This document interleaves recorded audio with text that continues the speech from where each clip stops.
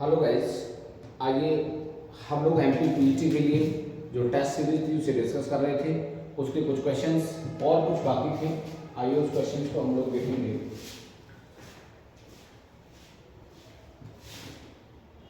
Question है, a photograph is a poem by. बताना है आपको फोटोग्राफ एक पोएम है। ये पोएम किसने लिखा है ये बताना है आपको। क्या शर्ली टूल्सन का है?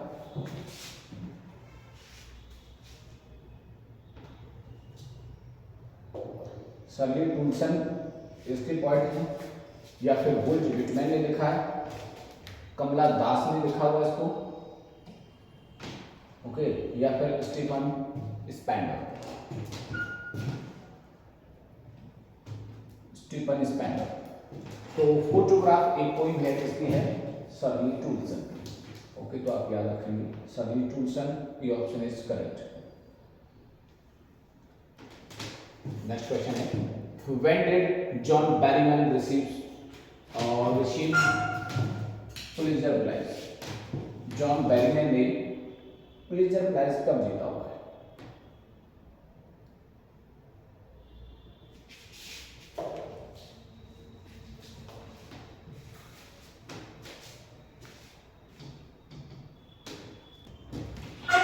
तो नेक्स्ट क्वेश्चन देखोगे, when did John Barrymore received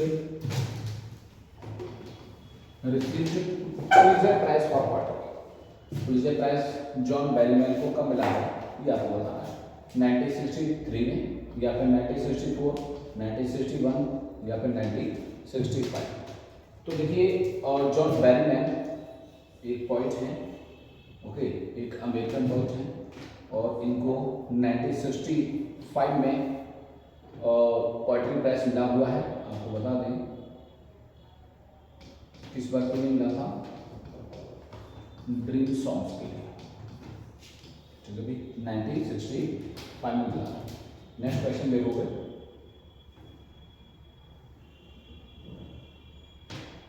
question है, how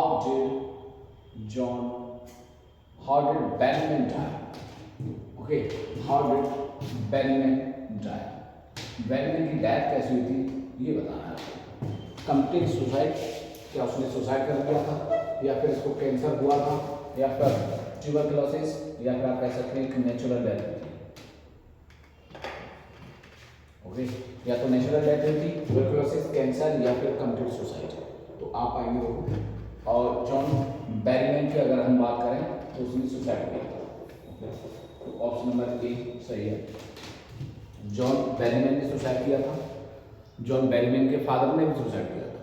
okay, when George Berryman was very young you can say, और जॉन बैरीमैन ने भी क्या किया, बाद में सुसाइड कर दिया था। और कहाँ पर? एक नदी थी, रिवर थी, जिसका नाम है Mississippi.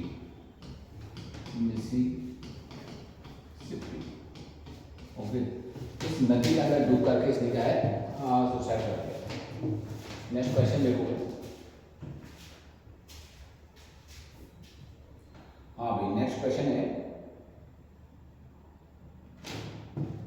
How much does the ball cost? एक पोइम है, ओके, बॉल पोइम के नाम से।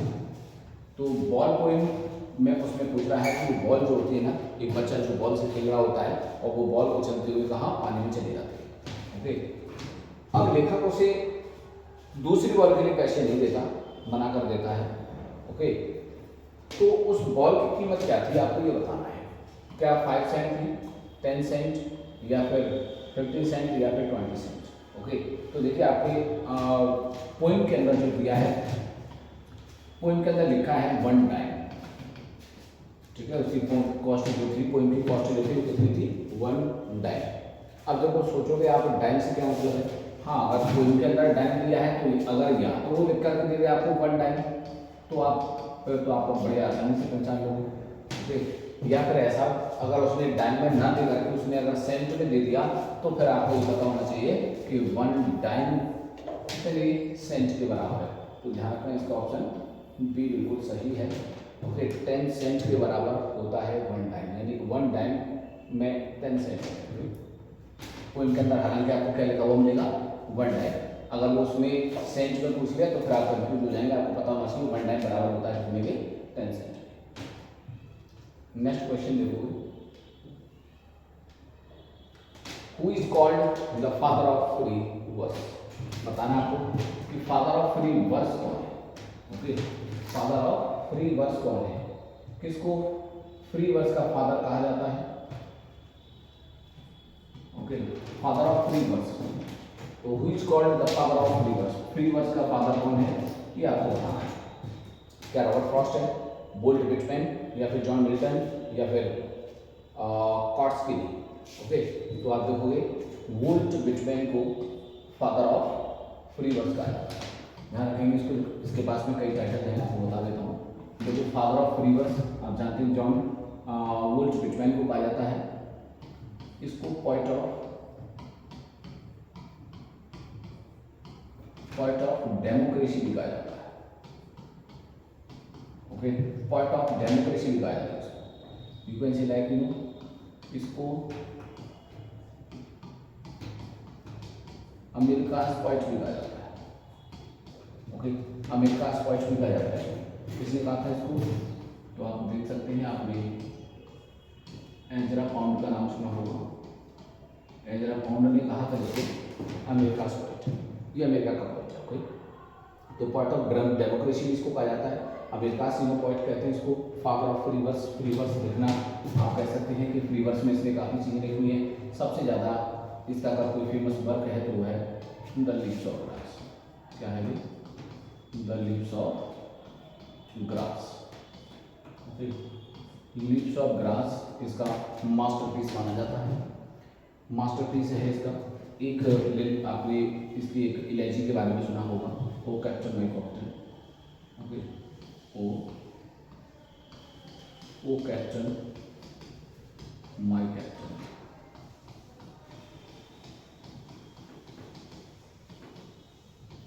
ओ कैप्टन माई कैप्टन, इस नाम से ये दो चीज़ों के लिए बड़ा मशहूर है। ओके, तो लीव्स ऑफ ग्रास इसका एक पोएटिक कलेक्शन है, कई बार पब्लिश हुआ है। ध्यान रखिए, जब पहली बार पब्लिश हुआ था तो उस समय मात्र इसमें 12 पोएम थी।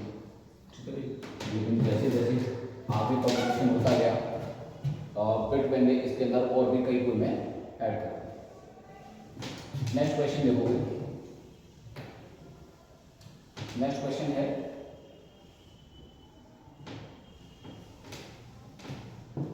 रेन ऑन द रूफ, ये एक पोएम है। ओके, और 9th क्लास में प्रेस्क्राइब्ड है, आपको बताना है कब पब्लिश होती है। ओके, क्या 1949 में, 1950 में, 1951 या फिर 1948। तो देखिए रेन ऑन द रूफ किसकी पोएम है, पहले आप ये बताऊंगी किसकी पोएम है। तो आप देख सकते हैं ये पोएम है किसकी, कॉट्सकिन।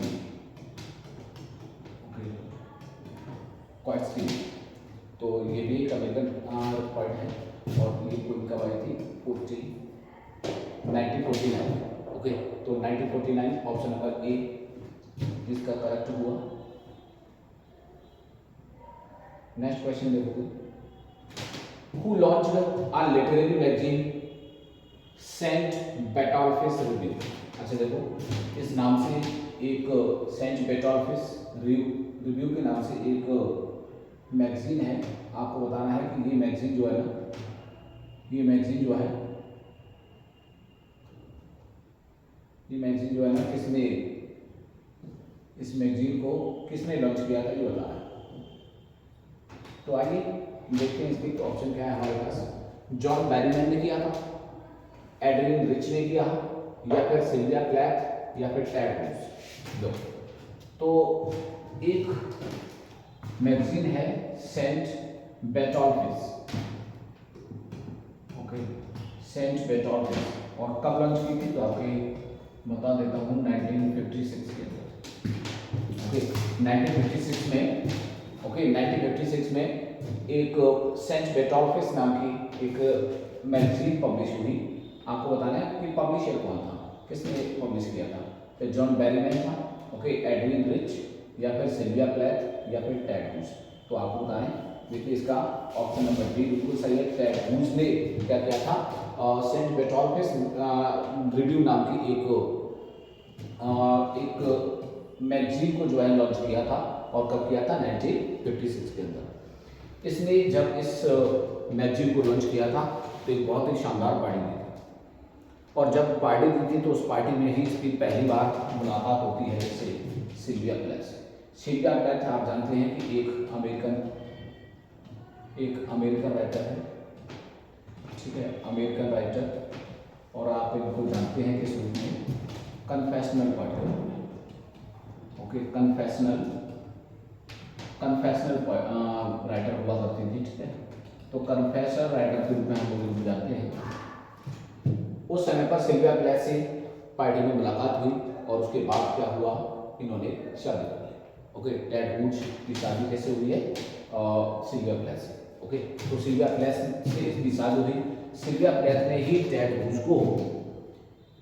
वुड्स ने उस समय पर एक मैन्युस्क्रिप्ट तैयार कर रखा था, the hawk in the ring के नाम से, जिसका जो कलेक्शन आया था 1957 में, और इसको लिखने के लिए, इसे पब्लिश कराने के लिए सिल्विया प्लेथ ने ही टेड वुड्स को थोड़ा सा इंस्पायर किया था। उसके बाद से ये हॉक इन द रिंग के नाम से कलेक्शन आया, hawk in the ring, okay. तो हॉक इन द रिंग के नाम से एक कलेक्शन आया 1957 में। अब इन्होंने शादी कर ली, ओके। अब शादी करने के बाद से क्या हुआ बाद में, 1963, ठीक है, 1963 को, और जो टेड वुड्स था ना, टेड वुड्स को एक दूसरी लड़की जिसका नाम था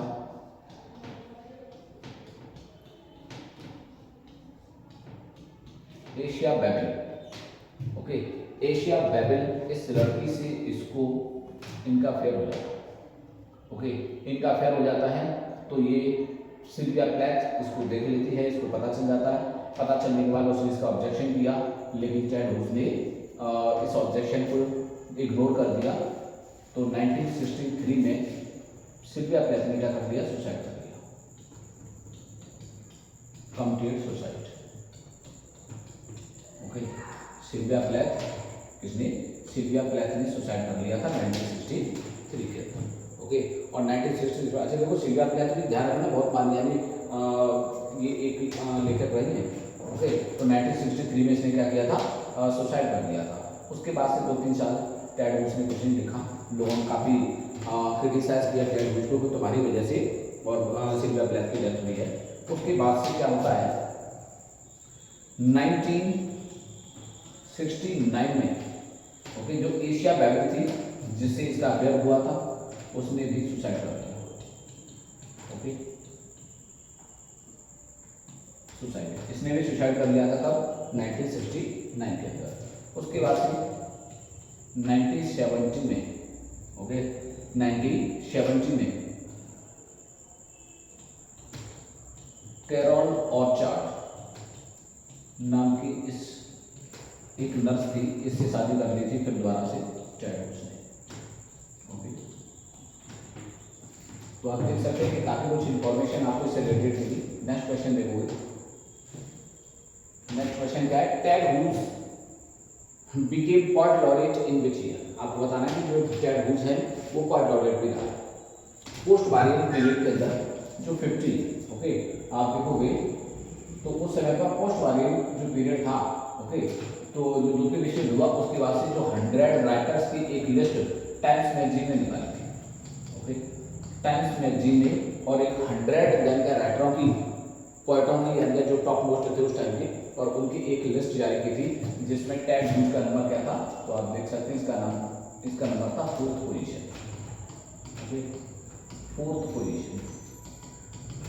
तो इसके हिसाब से आप समझ सकते हैं कि टेड वुड्स एक बड़ा पोएट है और वो पोएट लॉरेट भी रहा है। आपको बताना है कि किस ईयर में रहा है, क्या 1980 में रहा, 1981, 93 या फिर 1984। तो आपको बता दें कि 1984 में टेड वुड्स पोएट लॉरेट रहा था। ऑप्शन नंबर डी बिल्कुल सही। नेक्स्ट क्वेश्चन को देखोगे, नेक्स्ट क्वेश्चन है Daniel Hearing and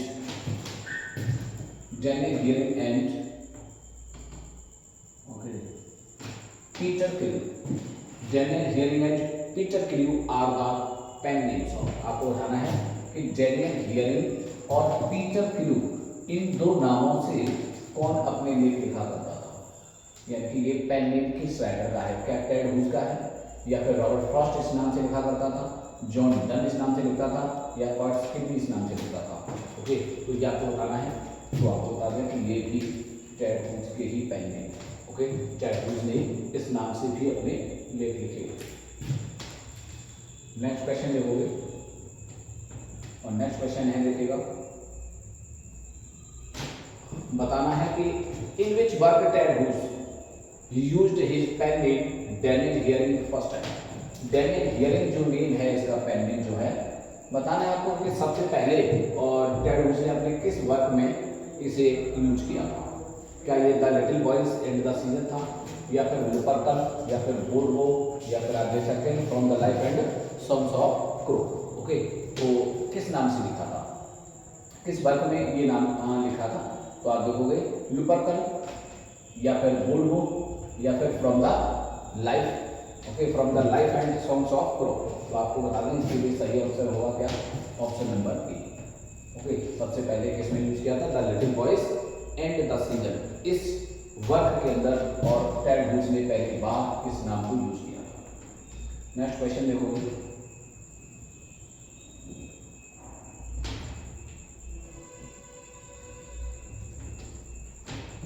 next question है his strength behind the bar is a line from. बताना है आपको his strength is behind the bar, इस नाम से यानी क्या है, ये एक लाइन है पोएट्री की। आपको बताना है कि ये लाइन किस वर्क से आती है, किस पोइम से आती है। क्या अमांदा इस पोइम से है, या फिर द वॉर पोइम से है, द लवर्नम टॉप से है, या फिर आ टाइगर इन द जू।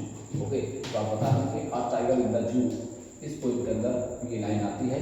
और इस लाइन को आप देख सकते हैं कि आ टाइगर इन द जू, यानी कि जो टाइगर है वो कहाँ पर होता है? जू के अंदर होता है। इस पोइम के अंदर टोटल, ये पोइम कब आई है आप देख सकते हो, 1938 में ये पोइम पब्लिश हुई थी। किसके द्वारा लिखी हुई है? तो लेस्ली नॉरिस की पोइम है। ठीक है भाई, लेस्ली नॉरिस की पोइम है। कब आई थी? 1938 में आई थी। अगर हमसे पूछा जाए तो his strength behind the bar बताइए, इसमें फिगर ऑफ स्पीच बताइए।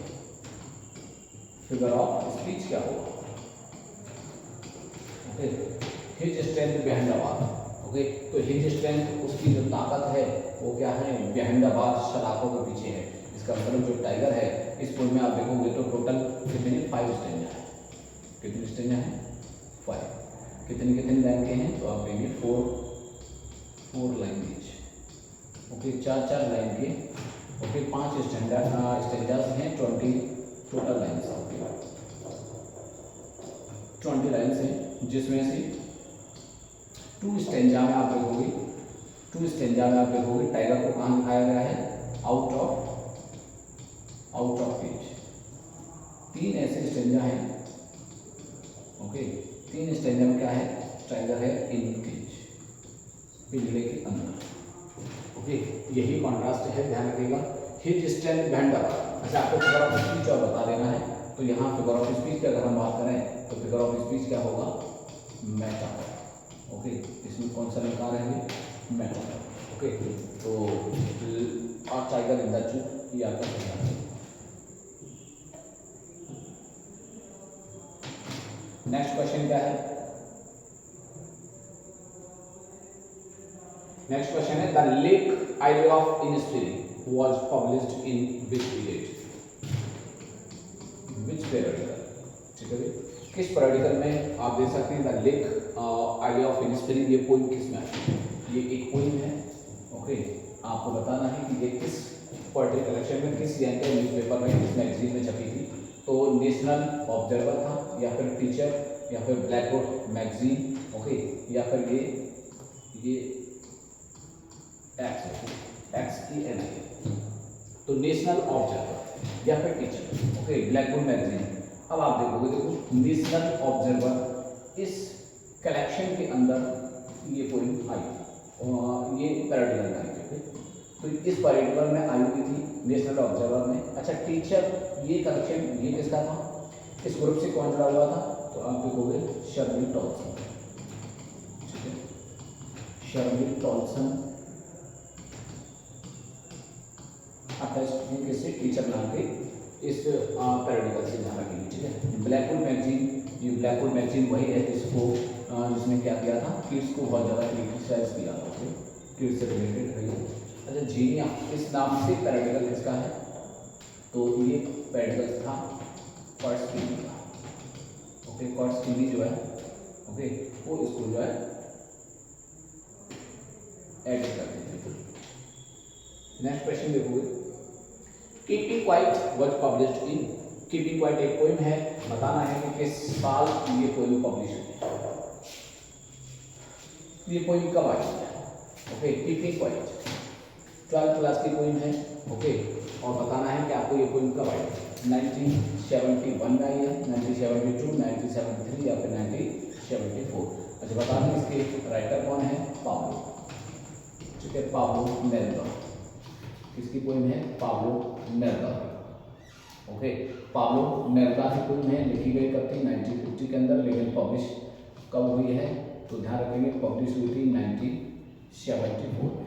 तो ऑप्शन नंबर डी आपका बिल्कुल सही हो जाएगा। अच्छा, पाब्लो की डेथ कब हुई है, पाब्लो की डेथ हुई थी 1973 में, इसका मतलब ये पोएम पॉस्टमसली पब्लिश हुई थी, ध्यान रखना, ठीक है, पॉस्टमसली, यानी कि उसके मरने के बाद रहते हुए।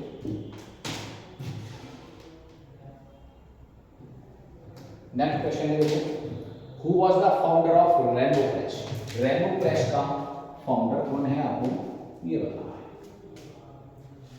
एग्जाम के पॉइंट ऑफ व्यू से सभी क्वेश्चन बहुत ज़्यादा इंपॉर्टेंट हैं, इनको आप क्वेश्चन को नोट करेंगे, तैयार करिए, और डेफिनेटली ये क्वेश्चन आपको एग्जाम में काफ़ी कुछ हेल्प करेंगे। देखो, who was the founder of rainbow press, rainbow press के फाउंडर कौन है, क्या जॉर्डन है, या फिर ये रेड बीज को लिखोगे टैग हूज हैं, या फिर शर्ली टॉमसन, या फिर रॉबर्ट फ्रॉस्ट है, ओके। तो देखो, रेनबो प्रेस इस नाम से ये प्रेस किसने चलाई थी, टैग हूज ने चलाई थी, तो ऑप्शन नंबर बी इसका बिल्कुल सही आंसर होगा।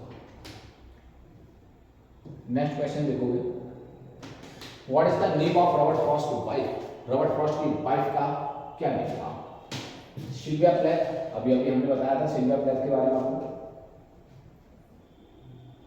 सिल्विया प्लेथ वाइफ है इसकी टैग हूज की, यहाँ पे इसका पूछा जा रहा है रॉबर्ट फ्रॉस्ट का, तो ये आंसर गलत हुआ, ओके। इजाबेला मूडी, ये क्या है, इसके बारे में अगर आप बात करोगे तो हमने रॉबर्ट फ्रॉस्ट की बायोग्राफी आपको पढ़ा रखी है। रॉबर्ट फ्रॉस्ट की बायोग्राफी में आप देखोगे इजाबेला मूडी जो है ना, वो मदर है किसकी, वो मदर है भाई रॉबर्ट फ्रॉस्ट की, ओके।